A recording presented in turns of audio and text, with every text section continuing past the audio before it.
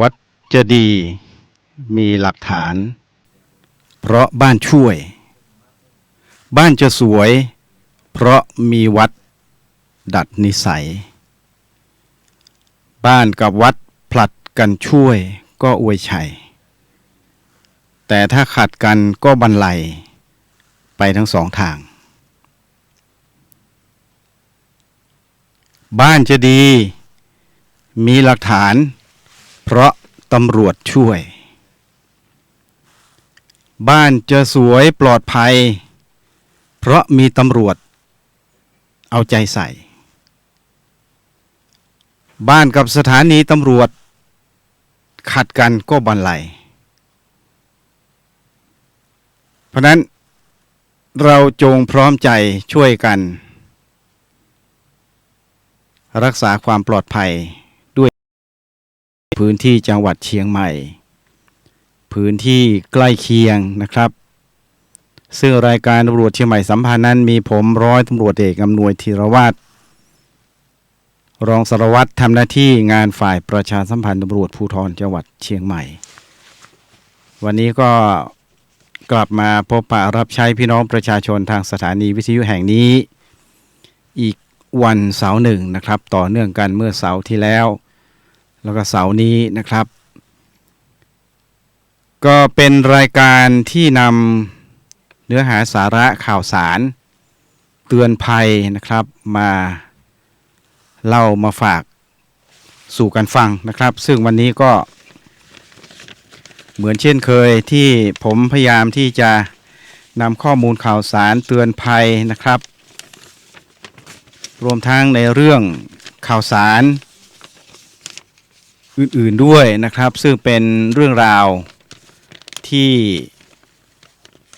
ทางสถานีตำรวจพื้นที่เองนะครับก็มีส่วนร่วมคิดร่วมสร้างร่วมทำเพื่อให้สถานีตำรวจนั้นเป็นที่พึ่งของประชาชนนะครับเป็นที่เข้าไปปรึกษาหารือนะครับเข้าไปพักผ่อนก็ได้นะครับเข้าไปท่องเที่ยวเข้าไปศึกษาดูงานนะครับทุกวันนี้นี่ต้องเรียนคุณผู้ฟังว่ายุคในสังคมปัจจุบันนั้นสถานีตำรวจได้มีการยกระดับปรับเปลี่ยนในการบริหารจัดการรัฐกิจองค์กรนะครับในส่วนของสายงานตำรวจแห่งชาติก็คือพื้นฐานนับหนึ่งก็พื้นที่ของสถานีตำรวจนั่นเองนะครับนอกจากนั้นก็แล้วแต่ว่าพื้นที่ตำรวจจะไปเชื่อมโยงกับหน่วยงานภาครัฐส่วนไหนอย่างไรภาคท้องถิ่นภาคประชาสังคมรัฐวิสาหกิจหมู่บ้านตำบลแม้กระทั่งกลุ่มชนนะครับต่างๆเยอะแยะมากมายที่ตบเท้าเข้ามาอาสาพัฒนาเป็นจิตอาสาเยอะแยะมากมายนะครับนี่คือการเปลี่ยนแปลงของบ้านเมืองสังคมไทยที่ทุกคนมีส่วนร่วมนะครับในการทำหน้าที่จิตอาสาเยอะแยะมากมายจิตอาสานั้นถามว่าคุณผู้ฟังทำอะไรกันได้บ้างทำได้เยอะแยะมากมายนะครับแล้วแต่ความสะดวกของเรา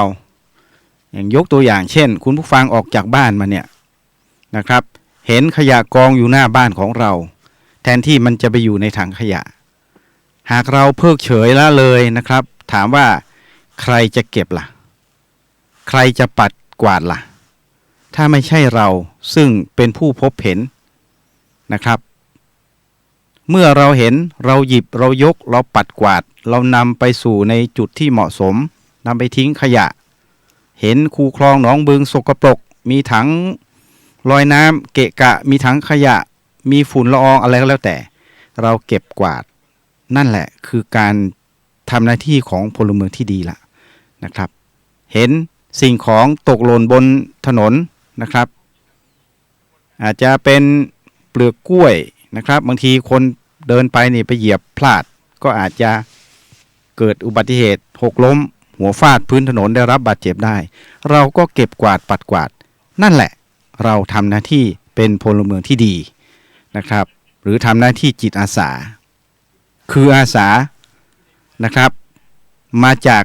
ซาวมายซาวบอดี้ความรู้สึกที่ดีต่อสิ่งที่พบเห็นเราก็ถือว่าเราได้ทำหน้าที่จิตอาสาแล้วนะครับเพราะฉะนั้นทุกวันนี้อยากให้พี่น้องประชาชนทุกท่านที่ฟังรายการอยู่ในขณะนี้นั้นขอให้สำนึกนะครับขอให้คิดขอให้พิจารณานะครับให้ดีว่าในวันหนึ่งเราทำอะไรอยู่แล้วเราจะทำอะไรต่อไปเพื่อให้เกิดความรู้สึกที่ดีนะครับก็คือการ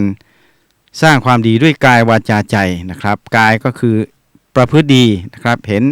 อะไรผิดปกติช่วยเป็นหูเป็นตาแจ้งเบาะแสให้กับเจ้าหน้าที่เราก็ทำหน้าที่ไปนะครับเห็นผู้ที่ได้รับความเดือดร้อนนะครับต้องการความช่วยเหลือบางทีเราไปเดินซื้อของตามท้องตลาดนะครับคนอื่นเขาไม่ขยับเราขยับอะไรครับขยับทำความดีนะครับเช่นเห็นคนเฒ่าคนแก่จะเดินข้ามถนนเนี่ยเราไม่ต้องไปคิดว่าเดี๋ยวรอให้เจ้าหน้าที่เข้ามานะครับเดี๋ยวเขาก็จูงไปนะครับเดี๋ยวคนอื่นเขาก็ช่วยเหลือไปหากเรามัวโอ้เอลังเลใจนะครับสิ่งที่เราเห็นในขณะนั้นก็อาจจะหมดโอกาสก็ได้สมมุติว่าเราเห็นคนตาบอดเดินข้ามถนนนะครับรถเยอะแยะมากมายเนี่ยเราเพิกเฉยละเลยแทนที่เราจะเข้าไปจูงนะครับไปให้ความช่วยเหลือให้เขาพ้นไปจากผิวการจราจรเพื่อจะไม่ได้ถูกรถชนเราคิดว่าเดี๋ยวเขาก็ช่วยเหลือตัวเองได้เดี๋ยวคนอื่นเขาก็ช่วยเหลือตัวเองได้พริบตาเดียวนะครับเราเห็นไหมแป๊บเดียวเนี่ยเขาถูกรถทับไปแล้วแล้วทีนี้ท่านจะรู้สึกอย่างไรกับสิ่งที่ท่านพบเห็นซึ่งท่านสามารถที่จะเอื้อมมือเข้าไปคว้ายื้อชีวิตให้เขารู้รอดปลอดภัยเพื่อให้เขาได้กลับไปสู่ความอบอุ่นของครอบครัวได้นี่คือพื้นฐานจิตอาสาง่ายๆนะครับอย่าเพิกเฉยอย่าละเลยอย่าคิดว่าคนอื่นเขาก็ทำคนอื่นเขาก็จะมาแก้ไขปัญหาเองนะครับถ้าทุกคนคิดอย่างนั้นบ้านเมืองจะไม่สงบนะครับจะไม่พบกับความเป็นสุขร่มเย็นถ้าหากทุกคนมีจิตที่ดีนะครับมีจิตที่ดีซึ่งที่เขาพูดว่า feel the word in love นะครับก็คือความรู้สึกที่ดีเมตตาธรรมเท่านั้นนะครับที่จะคุ้มครองโลกนี้ให้สงบร่มเย็นได้นะครับซึ่งก็แล้วแต่ว่าเรายึดเหนี่ยวหลักอะไรนะครับอันนี้ก็ฝากเป็นพื้นฐานเบื้องต้นสำหรับคุณผู้ฟังที่ฟังรายการกันอยู่วันนี้ผมพยายามที่จะเดินทางนะครับมาให้ถึงโดยรู้รอดปลอดภัยแต่ก็ต้องเรียนคุณผู้ฟังด้วยว่าถนนหนทางในพื้นที่จังหวัดเชียงใหม่นั้นวันนี้ก็เป็นปรากฏการณ์นะครับที่วันเสาร์นะครับเป็นวันหยุดแต่ผลปรากฏว่าผู้คนไม่ได้หยุดอยู่กับบ้านกับช่องห้องหอก็ออกมากันนะครับออกมาซื้อของออกมาจับจ่ายใช้สอยซื้อของเดินทางไปโน่นไปนี่นะครับไปโน่นไปนี่เนี่ยก็คือไปตามถนนนั่นเองนะครับถนนอะไรเจริญเมืองก็หนาแน่นนะครับถ้าแพก็แออัดต้องขยับไปทีละนิดทีละหน่อยนะครับมิฉะนั้นก็อาจจะเกิดการเฉี่ยวชนกันได้มีการใช้รถใช้ถนนมากนะครับถนนโคจรสารก็เหมือนกันต้องพยายามขยับนะครับเพราะว่ามีการใช้รถใช้ถนนยูเทิร์นนะครับตามถนนคูเมืองด้านในถนนมูลเมืองออกมาสู่ถนนโคจรสารนะครับมุ่งตรงไปออกลาดเชียงแสนนะครับมาเข้าถนนช่างหล่อแล้วมาถนนบุญเรืองฤทธิ์เนี่ยใช้ความเร็วไม่ได้นะครับเพราะนั้น คุณผู้ฟังพยายามที่จะขันตินะครับใช้ขันติธรรมใจเย็นๆอย่ารีบร้อนเพียงแค่พริบตาเดียวเท่านั้นเองท่านอาจจะเกิดเฉียวชนกันได้เพียงแค่เสี้ยววินาทีท่านอาจจะเกิดข้อพิพาทกันได้เป็นคดีความนะครับเพราะว่าไปเฉียวชนเขามาเฉียวชนเราอะไรก็แล้วแต่เนี่ยต้องพิสูจน์ทราบในระดับของพนักงานเจ้าหน้าที่ผู้เกี่ยวข้องนะครับเพราะนั้นเรื่องราวทั้งหมดก็ไปที่สถานีตำรวจเหมือนเดิมนะครับทีนี้ถ้าถามว่าเราไม่อยากไปก็ใจเย็นๆสิครับต้องรู้บทบาทหน้าที่ว่าท่านทำอะไรอยู่ท่านขับรถท่านใจเย็นๆท่านก็ไม่จำเป็นต้องไปมีเรื่องมีราวกับใครนะครับไม่ต้องทะเลาะเบาะแว้งไม่ต้องไปยกนิ้วชี้คนนั้นกล่าวหาคนนี้ซึ่งสังคมทุกวันนี้เป็นสังคมที่มีโอกาสที่ทำให้เราเกิดข้อพิพาทได้ทำไมผมถึงพูดอย่างนี้นะครับท่านผู้ฟังก็ลองนึกดูนะครับเมื่อก่อนเนี่ยในการเดินทางไปโน่นไปนี่เนี่ยถามว่าถนนหนทางก็เท่าเดิมนะครับอาจจะเป็นถนน2เลนนะครับอย่างถนนเชียงใหม่ฝางนี่ย้อนไปเมื่อประมาณสัก20ปีเนี่ยเป็นถนนแค่2เลนนะครับรถไปนี่ได้1เลนมา1เลนไปจนถึงฝางไม่อายท่าตอนแต่ปัจจุบันหลังจากนั้นเป็นต้นมาก็มีถนน4เลนนะครับการขับเคลื่อนเลื่อนไหลยานพาหนะก็คล่องตัวนะครับท่านที่จะเดินทางไปแม่ริมนะครับขนาดปั่นจักรยานนี้ใช้เวลาแค่30นาทีนะครับผมปั่นไปมาแล้วไปถึงลำพูน20 50 60โลก็ปั่นมาแล้วจักรยานก็ปั่นไปมาในการเดินทางได้มอเตอร์ไซค์15นาทีนะครับถึงแม่ริมจะไปถึงแม่แตง24โล24บวก16 24บวก16ก็40โล40โลเนี่ยใช้ความเร็วนะครับ1นาที1กมนะครับ1นาที1กมหรืออาจจะใช้ความเร็ว100กิโลเมตรต่อชั่วโมงก็แล้วแต่นะครับเพราะนั้นก็จะใช้เวลาอยู่ประมาณ40นาทีนะครับบวกลบเสร็จสับเรียบร้อยก็ประมาณ40ถึง45นาทีถึงแล้วนะครับถึงที่หมายนั่นแสดงว่าการเดินทางมีความสะดวกรวดเร็วนะครับแต่ปัจจุบันนี้มีการใช้รถใช้ถนนที่เพิ่มมากขึ้นเพราะฉะนั้นรถก็จะมีหลากหลายนะครับรถขนาดเล็กขนาดใหญ่ขนาดกลางนะครับเมื่อก่อนนี้มีรถยนต์นั่ง1คันนะครับมีรถยนต์บรรทุก6ล้อหรือว่ารถที่เขาบอกรถบรรทุกหมูนะครับสมัยก่อนอาจจะมีกลไกสตาร์ทไม่เหมือนปัจจุบันนะครับใช้หมุนด้านหน้าซึ่งผมก็ได้นั่งมาหมดแล้วนะครับเมื่อก่อนเพราะนั้นการเดินรถสมัยก่อนก็จะถ้อยทีถ้อยอาศัยไม่ค่อยมีอุบัติภัยนะครับป้ายเตือนบนเส้นทางนี้ไม่ค่อยมีนะครับเพราะว่าทุกคนก็ขับรถแบบถ้อยทีถ้อยอาศัยไม่ประมาทไม่รีบร้อนไม่ร้อนรนนะครับ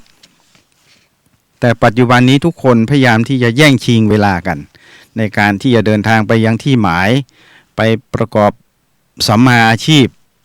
ไปปฏิบัติหน้าที่กันนะครับในการเดินทางองค์กรอะไรก็ขยายเยอะแยะมากมายผู้คนก็เยอะเพราะฉะนั้นรถลาก็แน่นอนก็มากตามลำดับทีนี้เมื่อมากตามลำดับเนี่ยถ้าหากว่าในการขับขี่เราไม่สนใจนะครับเราไม่คำนึงถึงผู้อื่นในเรื่องของความปลอดภัยเนี่ยมันก็ทำให้พลาดได้เมื่อพลาดก็เกิดการกระทบกระทั่งเกิดการเฉียวชนนะครับก็เป็นคดีความเยอะแยะมากมายในสถานีตำรวจในแต่ละวันเนี่ยต้องเรียนคุณผู้ฟังว่าคดีอุบัติเหตุเนี่ยเยอะแยะนะครับลองไปถามโทรไปถามสถานีตำรวจได้เลยนะครับเช่นสถานีตำรวจภูธรช้างเผือกในวันหนึ่งท่านรับคดีอุบัติเหตุเนี่ยกี่คดีนะครับโรงพักสถานีตำรวจที่อยู่เส้นทางเช่นแม่ริมนี่อยู่ในเขตเมืองวันหนึ่งมีกี่คดีนะครับมีมากขึ้นหรือน้อยลงนะครับรับรองว่าท่านจะได้คำตอบอย่างที่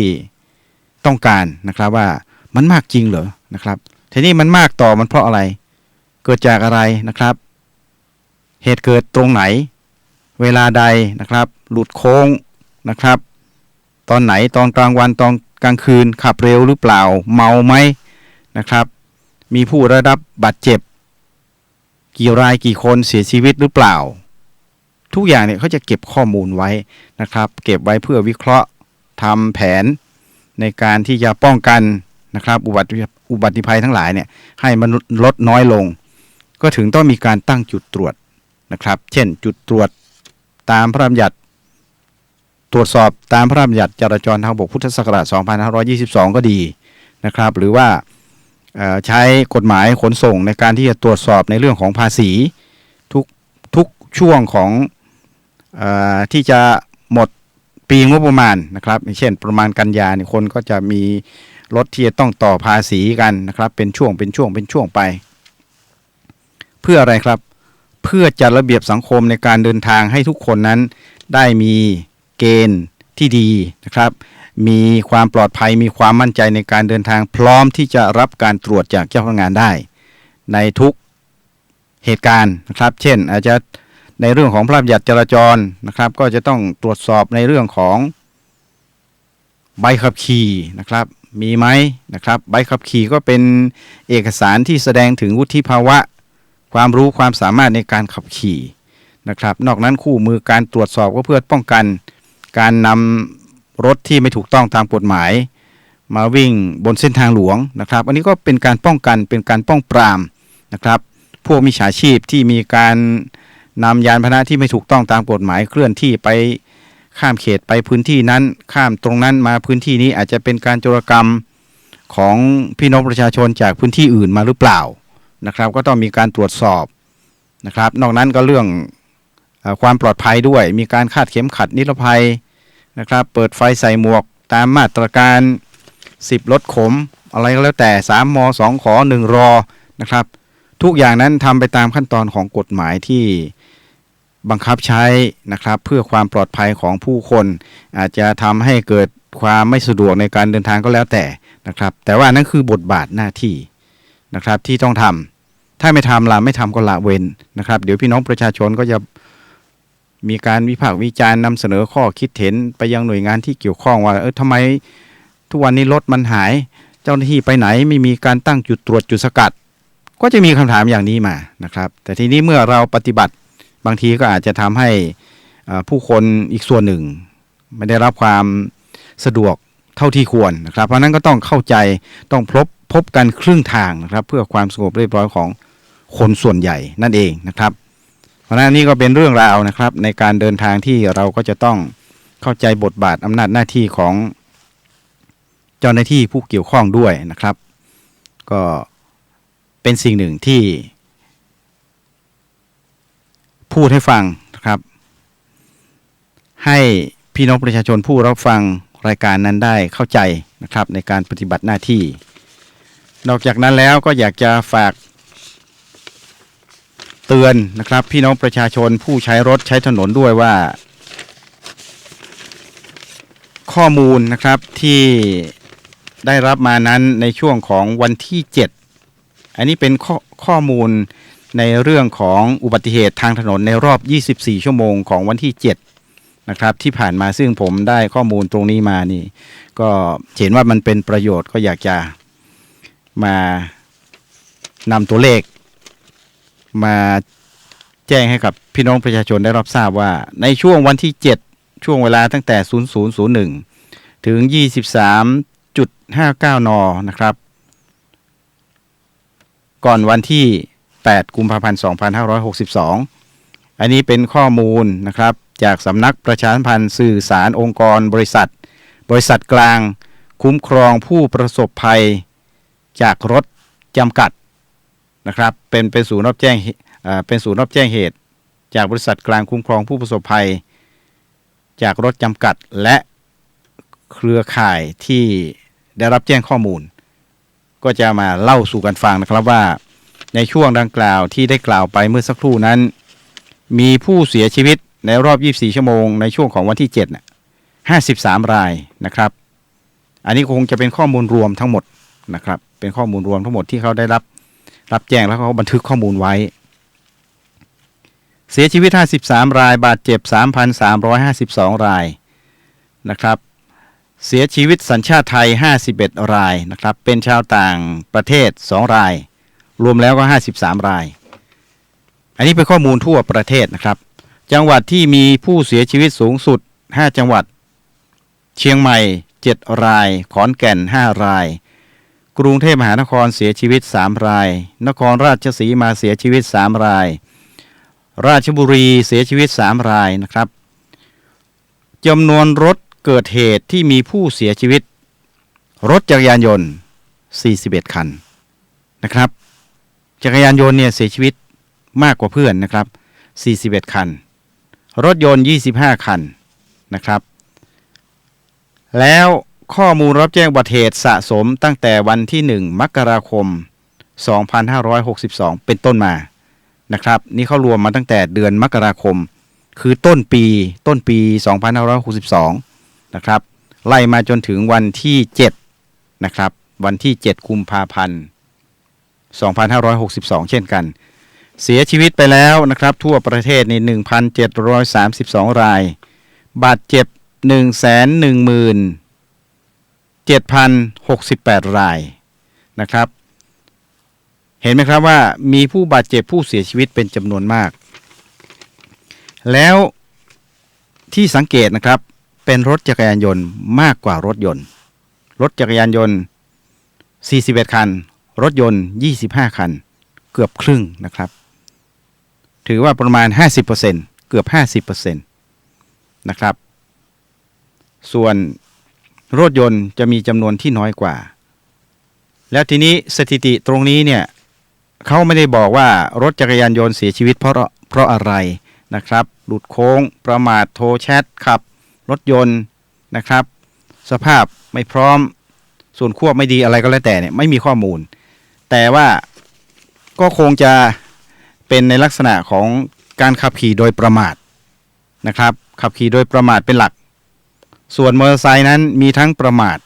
นะครับข้อมูลที่ทางตำรวจมีอยู่นั้น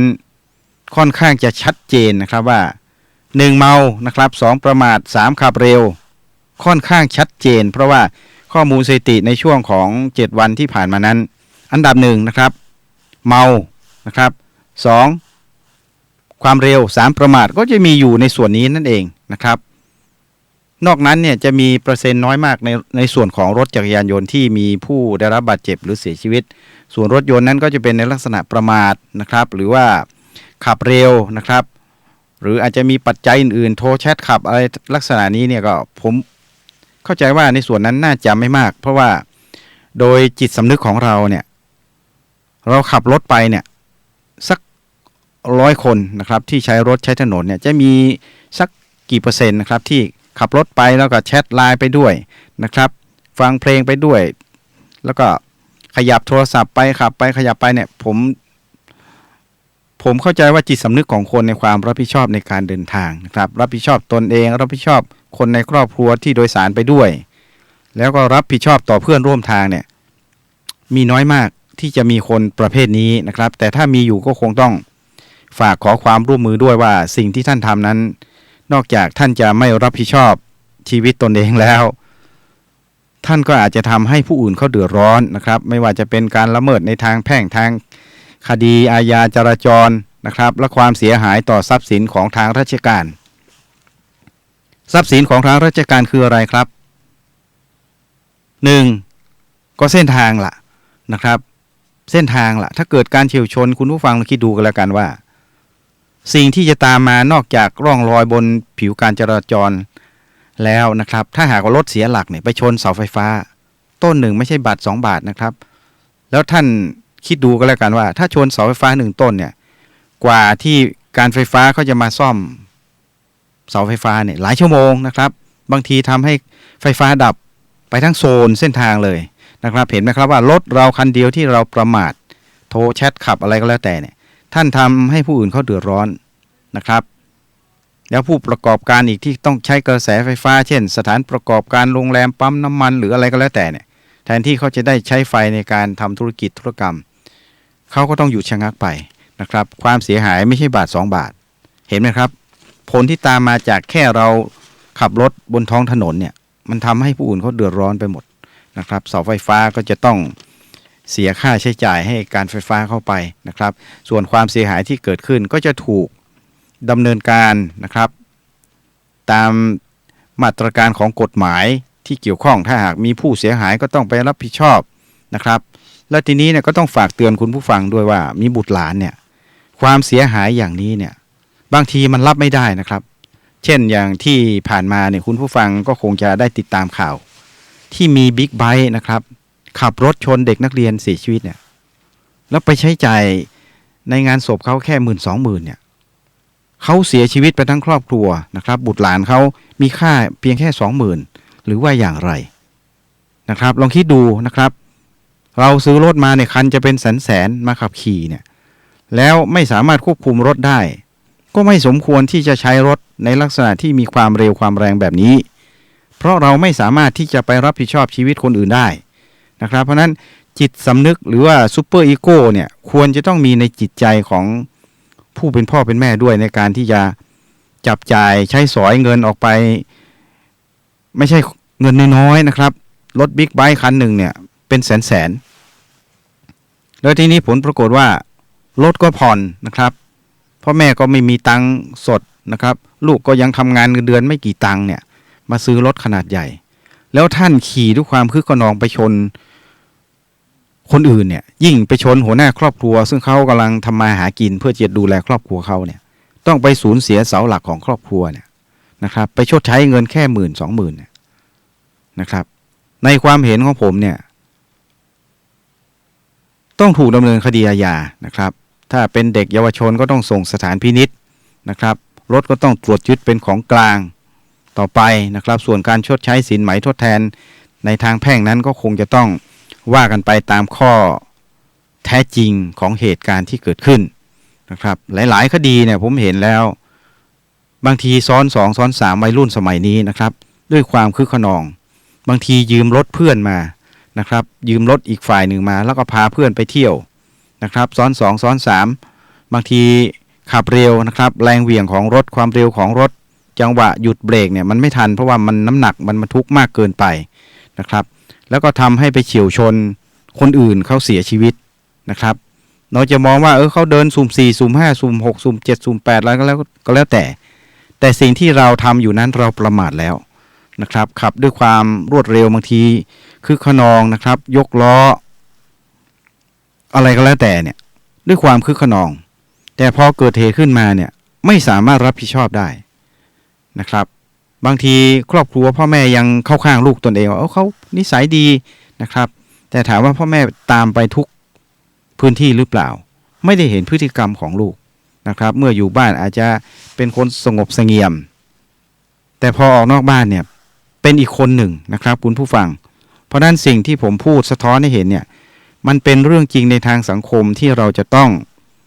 ช่วยกันดูแลช่วยกันแก้ไขนะครับมิฉะนั้นมันก็จะเป็นตัวเลขที่สูงอย่างนี้นะครับที่ว่าจำนวนสถิตินะครับรถจักรยานยนต์เนี่ย41คันนะครับที่มีผู้เสียชีวิตมากที่สุดนะครับในรอบ24ชั่วโมงของวันที่7กุมภาพันธ์2562และมีตัวเลขรถยนต์นะครับที่มีผู้เสียชีวิต25คัน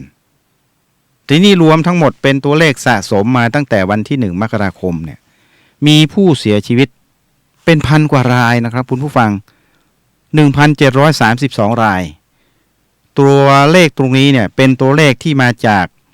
ศูนย์รับแจ้งเหตุบริษัทกลางคุ้มครองผู้ประสบภัยนะครับเพราะฉะนั้นตัวเลขตรงนี้เนี่ยผมเชื่อได้ว่าเป็นตัวเลขที่เป็นข้อมูลที่จริงนะครับเป็นข้อมูลที่จริง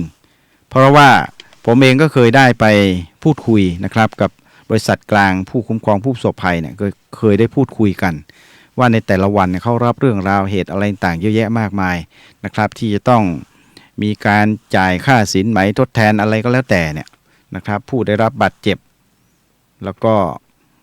ตัวเลขทั้งหลายเนี่ยมันก็ใกล้เคียงกับสถานีตำรวจนะครับ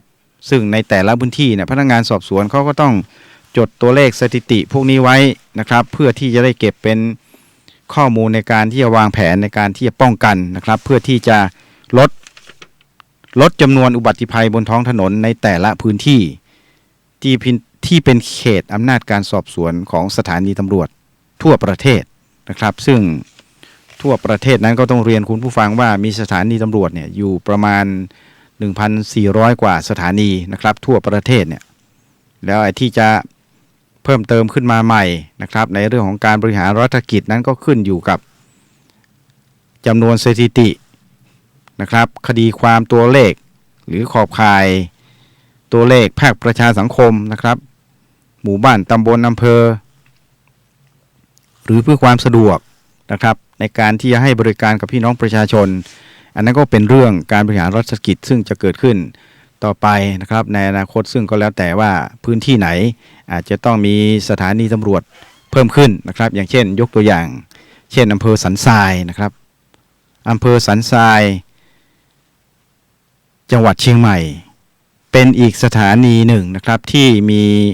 สถานีเครือข่ายเนี่ยเพิ่มขึ้นมาถึง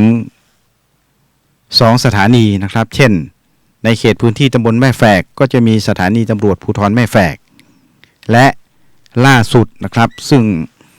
ได้มีกฎหมายประกาศเป็นพระราชกฤษฎีกาในการตั้งองค์กรขึ้นมาก็คือสถานีตำรวจภูธรแม่โจ้นะครับเพราะฉะนั้นอำเภอสันทรายจังหวัดเชียงใหม่จึงเป็นอำเภอเดียวนะครับที่ถ้าข้อมูลผมไม่ผิดพลาด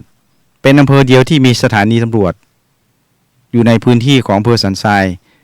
รวมแล้ว3 สถานีตำรวจนะครับนอกนั้นก็จะมี2เช่นเชียงดาวก็จะมีนาหวาย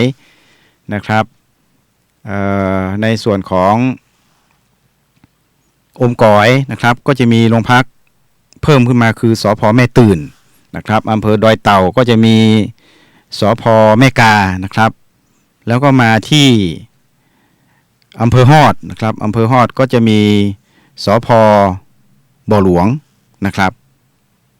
มี3โรงพักในพื้นที่เดียวกันก็คงจะมีที่สันทรายนะครับที่พร้าวก็จะมีโรงพักอำเภอพร้าวเป็นสถานีตำรวจที่อยู่ในอำเภอนะครับถัดมาก็มาที่สภ.ลงขอดนะครับสภ.ลงขอดส่วนสถานีที่มีอยู่แล้วแต่ไม่ได้มีการบริหารจัดการในรูปแบบของสถานีตำรวจคือมีอำนาจการสอบสวนเท่าที่ทราบก็จะมีสภ.ป่าไนนะครับแต่ว่ามี3 สถานีจริงแต่ว่าปฏิบัติราชการ2 สถานีนะครับส่วนที่สภ.ป่าไนอำเภอพร้าวนั้นก็จะเป็นสถานีที่ใช้เป็นจุดตรวจนะครับในการที่ให้บริการประชาชนในการรับเรื่องราวในเบื้องต้นนะครับแต่ว่าอำนาจการสอบสวนก็ไม่มีนะครับเพราะนั้นก็คงต้องไปใช้บริการที่สถานีตำรวจภูธรพร้าวต่อไปเพราะนั้นเราจะเห็นได้ว่าเรื่องราวคดีความเนี่ยแม้จะเกิดบนถนนเกิดบนภูเขาเกิดในป่านะครับเกิดในน้ำพูดง่ายว่าทั้งบนบกทั้งอากาศนะครับสุดท้ายก็ต้องไปที่สถานีตำรวจนะครับเพราะนั้นที่ผมพูดตอนต้นรายการนะครับที่พูดถึงเรื่องวัดเรื่องบ้านนะครับก็ต้องช่วยกันดูแลพระพุทธศาสนาดูแลพระภิกษุสามเณรนะครับเรื่องบ้านก็เป็นเรื่องที่พี่น้องประชาชนที่จะต้องให้ความร่วมมือกับเจ้าหน้าที่ของรัฐนะครับไม่ว่าจะเป็นสถานีตำรวจไม่ว่าจะเป็นอำเภอตำบลหมู่บ้านเทศบาลต้องบูรณาการนะครับบูรณาการก็หมายความว่าต้องมีความรู้สึกที่ดีต่อกันนะครับที่จะร่วมด้วยช่วยกันแก้ไขนะครับให้ข้อมูลให้ข้อแนะนำให้ข้อเสนอแนะนะครับแล้วในขณะเดียวกันองค์กรที่เกี่ยวข้องเขาก็พร้อมที่จะน้อมรับข้อมูลต่างๆนั้นนำมาสู่การปรับปรุงแก้ไขเพื่อให้เป็นไปตามความประสงค์ของพี่น้องประชาชนนะครับเพราะนั้นทุกอย่างมันก็จะเป็นต่างตอบแทนในความรู้สึกที่ดีต่อกันนะครับเจ้าที่ของรัฐมีหน้าที่ปฏิบัติส่วนพี่น้องประชาชนมีหน้าที่สนับสนุนส่งเสริมนะครับให้ข้อแนะนำให้กำลังสนับสนุนอย่างเช่นจิตอาสาอย่างนี้เป็นต้นนะครับเพราะนั้นการทำหน้าที่ของหน่วยงานใดก็ตามนะครับสิ่งสำคัญที่สุดก็คือพี่น้องประชาชนนั่นเองครับที่จะต้องร่วมด้วยร่วมคิดร่วมสร้างร่วมทำร่วมให้ความร่วมมือแก้ไขนะครับแล้วก็เพื่อการพัฒนายกระดับมาตรฐานที่ดี นะครับในเรื่องของสวัสดิภาพที่ดีเพื่อความปลอดภัยเพื่อความสงบเรียบร้อยของพี่น้องประชาชนและสังคมต่อไปเพราะฉะนั้นตัวเลขที่ผมนำมาเล่าสู่กันฟังตรงนี้เนี่ยก็อยากจะย้อนกลับไปยังคุณผู้ฟังว่าการเสียชีวิตเยอะแยะมากมายถามว่ามันไม่ได้อยู่บนถนนนะครับแต่มันเป็นเรื่องราวที่ออกมาจากทุกท่านนั่นเองมาจากครอบครัวมาจากแฟมิลี่นะครับรถก็มาจากบ้านมอเตอร์ไซค์ก็มาจากบ้านนะครับทีนี้ถ้าบ้านผลัดกันช่วยก็อวยชัยก็หมายความว่าคุณผู้ฟังนั่นแหละต้องดูแลบุตรหลานของตนเองว่าขับรถมอเตอร์ไซค์บิ๊กไบค์นะครับต้องมีการฝึกต้องมีอายุนะครับต้องมีสติไม่ใช่เมาแล้วขับนะครับขยับเป็นนิดเมาเป็นกิจวัตรนะครับอย่างนี้ก็ไม่สมควรที่จะใช้ยวดยานพาหนะเพราะว่ามีความเสี่ยงนะครับน่าจะปั่นจักรยานอย่างน้อยก็แค่หัวเข่าถลอกปอกเปิกนะครับ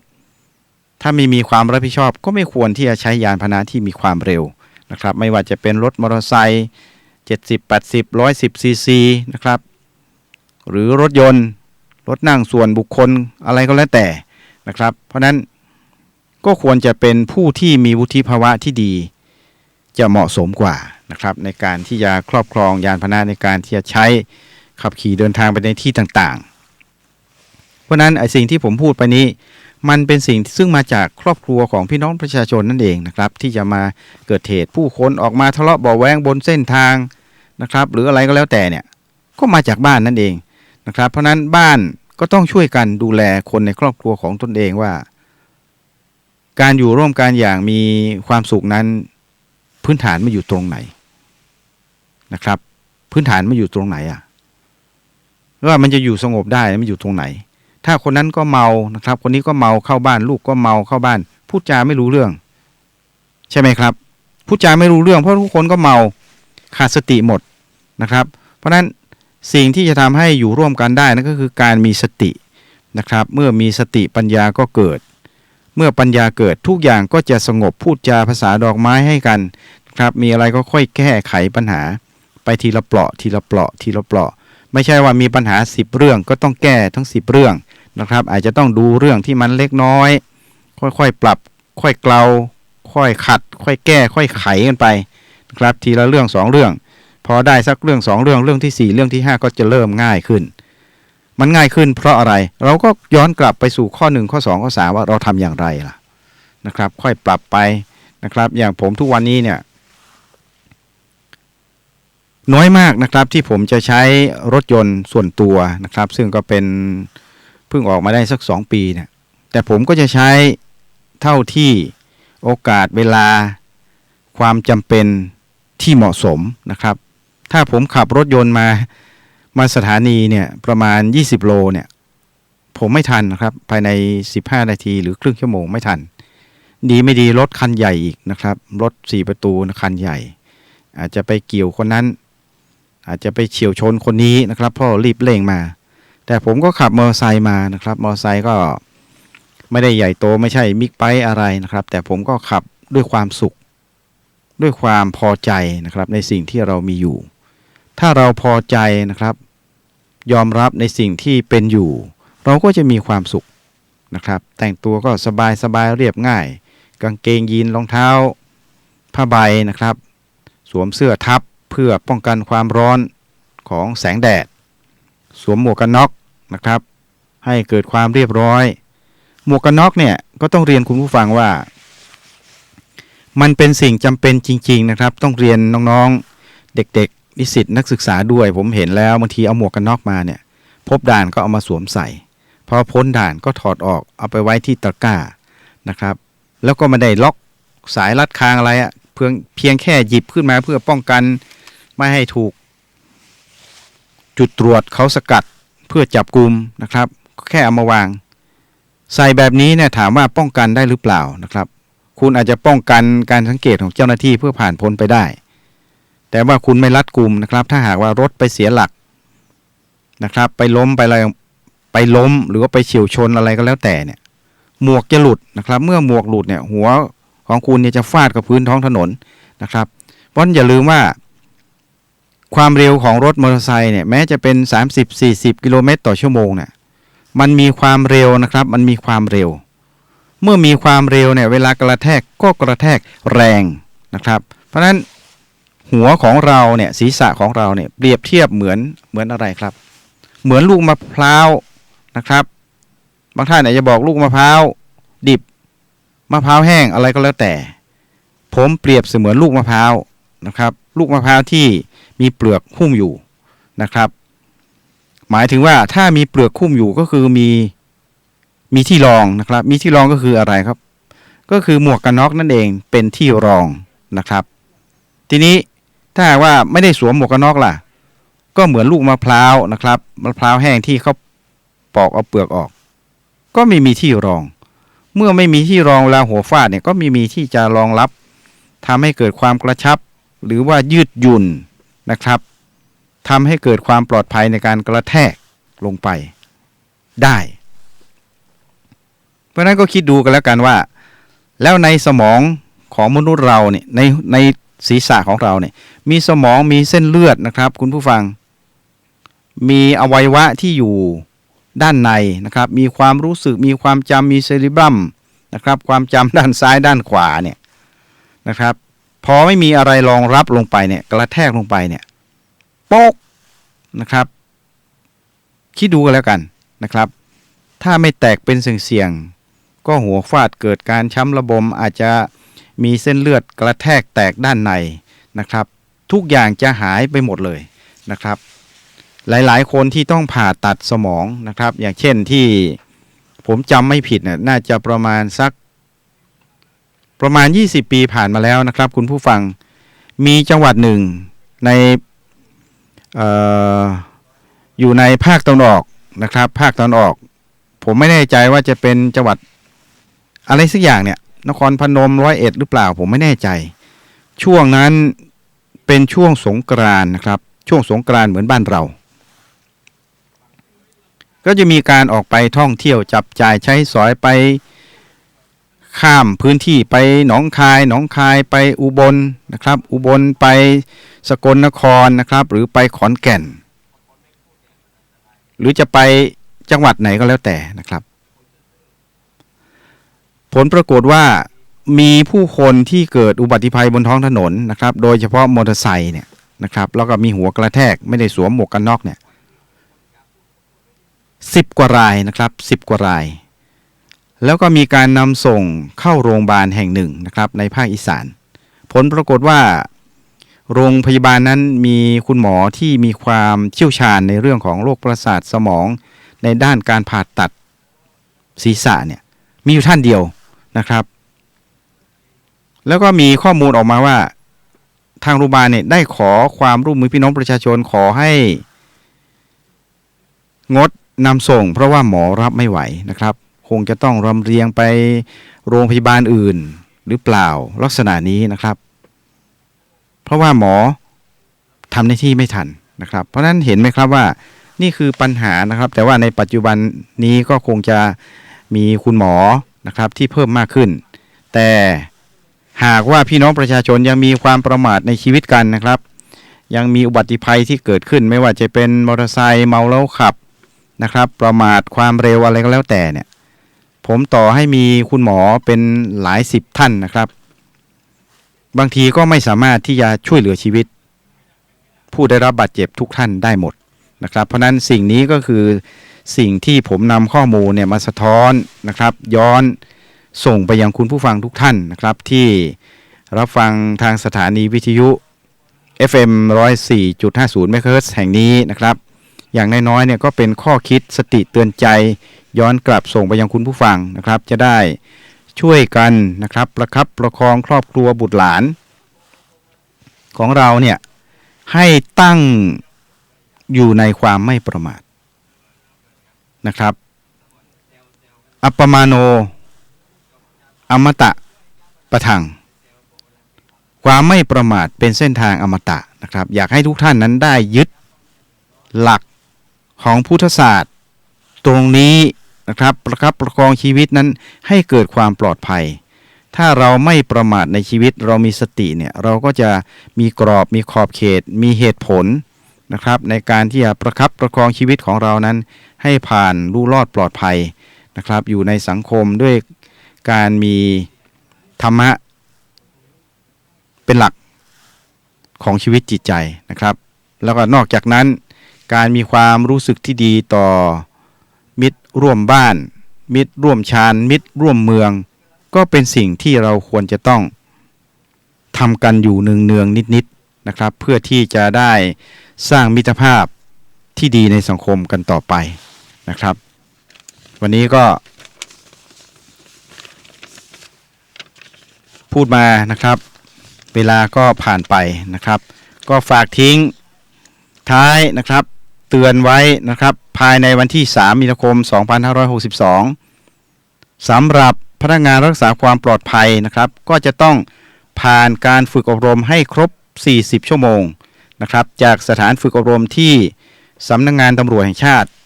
ได้อนุมัติไปนะครับหากพ้นกำหนดแล้วยังไม่ผ่านการอบรม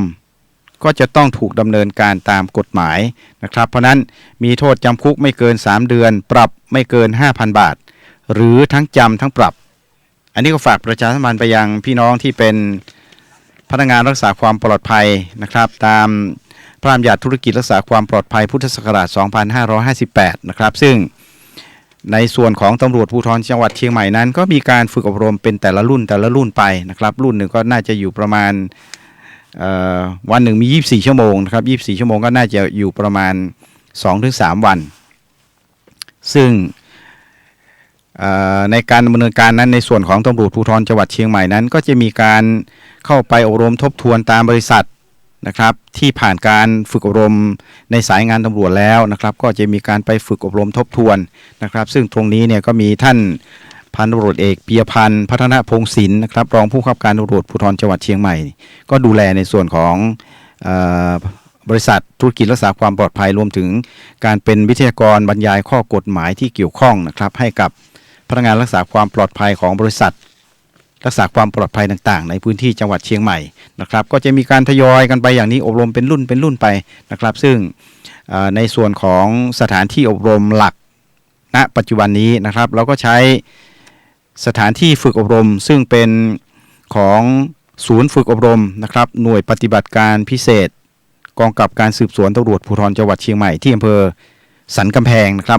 ตำบลบวกค้างอำเภอสันกำแพงจังหวัดเชียงใหม่ซึ่งมีสถานที่กว้างขวางมีสถานที่จอดรถกว้างขวางนะครับมีอาคารสถานที่ฝึกอบรมนะครับมีความสะดวกนะครับนอกจากนั้นก็ระยะการเดินทางก็ไม่ไกลจากตัวเมืองเชียงใหม่นะครับก็จะใช้สถานที่ตรงนี้ในการฝึกอบรมพนักงานธุรกิจรักษาความปลอดภัยเป็นแต่ละรุ่นไปนะครับซึ่งก็มีการดำเนินการต่อเนื่องนะครับซึ่งขณะนี้ก็ทราบว่าน่าจะประมาณรุ่นที่ 7-8 แล้วนะครับแล้วก็คงจะต้องดำเนินการต่อไปนะครับเพื่อให้เสร็จสิ้นภายในวันที่3 มีนาคม 2562 นะครับหลังจากนั้นเนี่ยก็จะมีการตรวจสอบนะครับหากว่าพ้นกำหนดไปแล้วยังมีบริษัทธุรกิจรักษาความปลอดภัยที่ยังมีพนักงานที่ยังไม่ผ่านการอบรมก็อาจจะถูกดำเนินการตามกฎหมายที่เกี่ยวข้องต่อไปนะครับก็ฝากประชาสัมพันธ์นะครับไปยังบริษัทธุรกิจรักษาความปลอดภัยนะครับให้ดำเนินการตามกฎหมายดังกล่าวให้เสร็จสิ้นนะครับภายในวันที่3 มีนาคม 2562 ต่อไปก็หมดเวลาแล้วนะครับรายการตำรวจเชียงใหม่สัมพันธ์วันนี้ดำเนินรายการโดยผมร้อยตำรวจเอกอำนวยธีรวัฒน์รองสารวัตรทำหน้าที่งานฝ่ายประชาสัมพันธ์ตำรวจภูธรจังหวัดเชียงใหม่วันนี้หมดเวลาแล้วขอให้ทุกท่านเดินทางปลอดภัยนะครับใจเย็นๆในการเดินทางแล้วก็ให้มีน้ำใจให้ซึ่งกันและกันในการเดินทางของท่านนั้นก็จะถึงที่หมายโดยสวัสดิภาพต่อไปสำหรับวันนี้สวัสดีครับ